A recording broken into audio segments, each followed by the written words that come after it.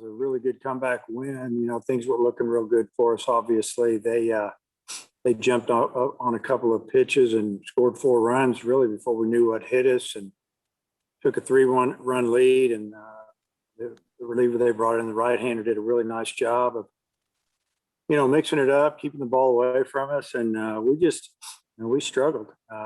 We had a couple balls hard that I think the wind, you know, pushed down, that kept from, you know, getting to the gap. Battles hit one, and then I think Goodhart hit a ball that probably would have went out of the park. And, you know, when you're behind 3 or 4 runs and you're playing in the elements with the wind blowing in, a lot of times it's, you know, you got to string together a bunch of hits, or they have to make some mistakes. Really, the only mistakes they made is they walked a couple guys, but we got a couple of big time hits by Robert. You know, 2 2-run homers that gave us the lead, or got us close and then gave us the lead. And then, you know, I thought our bullpen at the end of the game did a pretty good job there with Wicklander and Cops. And then, you know, just finishing that thing off there in the ninth. It's good win for us. Hutch. Yeah, Dave, you kind of touched on it there. What did you think of your team's approach, you know, not being able to get the big hit early in the game? And then also, what did you see on Robert's 2 swings to get the home runs? Yeah, I mean, in the first inning, we had runners at first and second, nobody out, we don't score. Then I think it was maybe the 3rd or 4th inning, we had runners at in scoring position, less than 2 outs, we didn't score. So it wasn't looking great. I thought their pitchers just did a nice job of working his way out of a jam. You know, the left-hander that started, older kid again, he's been out there, he's pitched probably on a lot of Fridays, and he's been through it a little bit. He did a tremendous job of wiggling his way out of jams. But ultimately what got him out of the game is that he didn't throw enough strikes. And we took some walks, a lot of full counts. We got his pitch count up. And, you know, the couple of guys they brought out of the bullpen, they were good. They were different. You know, the last guy, submarine, side armor, but, you know, just hard to hit, especially for the right-handers. And but what Robert did, you know, the first home run, I think he just got him a good pitch and hammered it. And then the second home run, he laid off a really good breaking ball. And then count was 1-0, and they tried to come with a fastball, and he looked for it, and he got it, and he hit it out of the park. So great job by Robert. Matt? Were you trying to get a left on right matchup when you brought Gregory in there in the ninth? And what did you think of his at bat? Yeah, it just seemed like the left-handers were seeing him a lot better. You know, when you look back, you think about, you know, we had our right-handers were striking out against him. They weren't seeing his slider. So, yeah, I wanted Gregory to work the count a little bit. If he had a chance to bump for a hit, I wanted him to do that, and he did. And he actually didn't get it down. I think that made it a 2-2 count. And then, you know, he did a nice job of getting 3-2 and then laying off of a pitch that was out just a little bit to, you know, to draw the walk.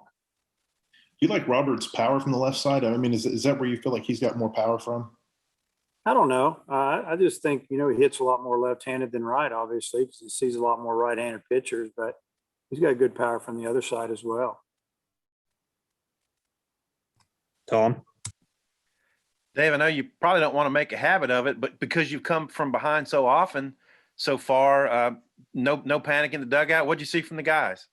No, they weren't panicking. I think we just needed to get a couple of guys on. We just needed to start something, and you know, the dugout, it was into it. I don't think they ever felt like we were out of it. You know, we were down 3. We still had time. We had 4 innings to go, and obviously, as outs were being made and we were running out of outs, you know, I'm sure that, you know, what was running through their head is what was running through the coaching staff. We just got to get some people on and get a hit here or there, and you know, maybe we can hit one out of the park.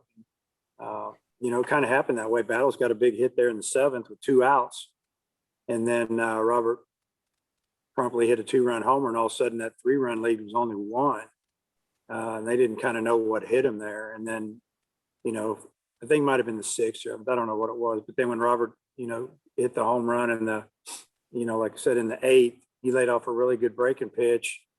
And the pitcher did not want to go 2-0 on him. So he said, here's your fastball. And Robert was looking for it, and he hit it out of the park. Yeah. So Paulette, 88 pitches through 4. What'd you see from him today? We had pretty good stuff. I felt like he had to throw a few too many pitches, but the zone was pretty tight. There wasn't much, ringing guys out on inside fastballs or inside pitches, and it was for both teams, honestly. But he threw the ball really well the first couple innings. They were kind of jumping out there on his fastball and cheating to it. He threw some good breaking balls for strikes, and he's got to have to get his changeup going a little bit. But his stuff was good.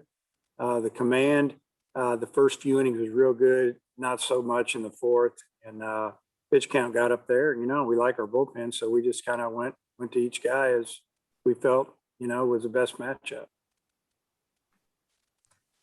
Jason. Hey, Coach, you put Cops in another tight situation. Just how big was it to see him get those 2 strikeouts, even with that walk mixed in there, and just that top of the 8th inning in general? Yeah, I thought he did a nice job. His cutter was really sinking and diving, and fastballs 92 miles an hour right around there. And once he got behind, he struck the first guy out, but once he got behind on the second hitter, we didn't want to give in to him.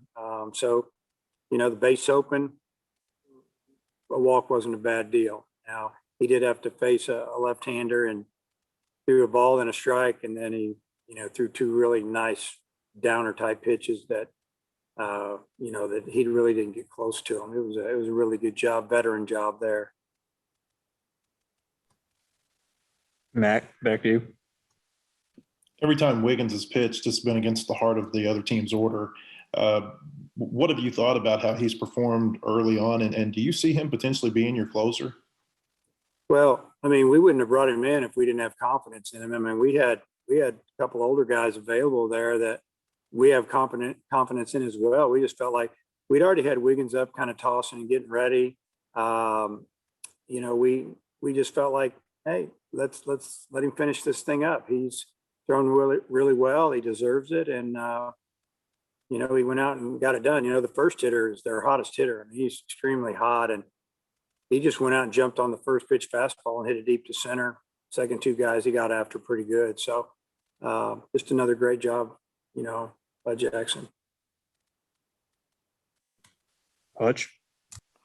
Yeah, Peyton, I think on the board, I don't know how accurate it was saying it was 97, 98 in the first inning. Was that accurate at all? And then also, did his velo dip a little bit there in the 3rd inning? Yeah, it's accurate. That's what he throws.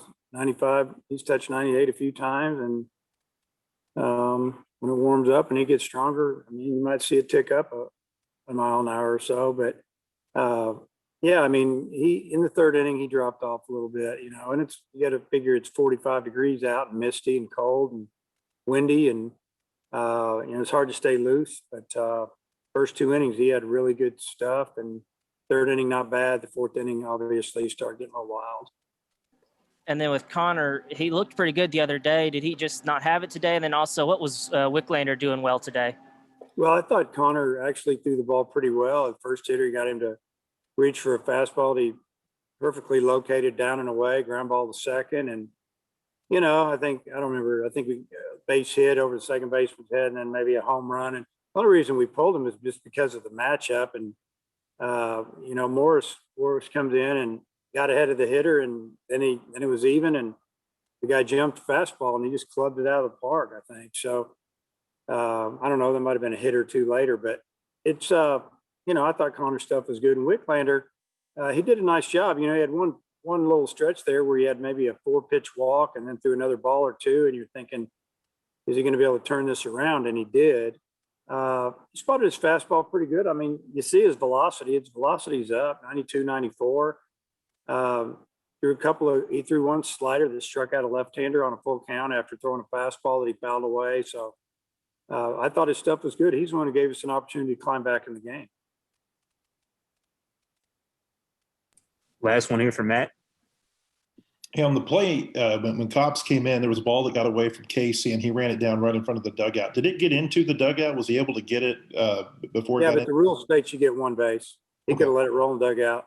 They were running up there. Both, one was at first, one was at second. If he'd have just let it go, that's all they were going to get was 1 base. Yeah, but he got it before it hit a step, but he had a foot in there, so he was in the dugout.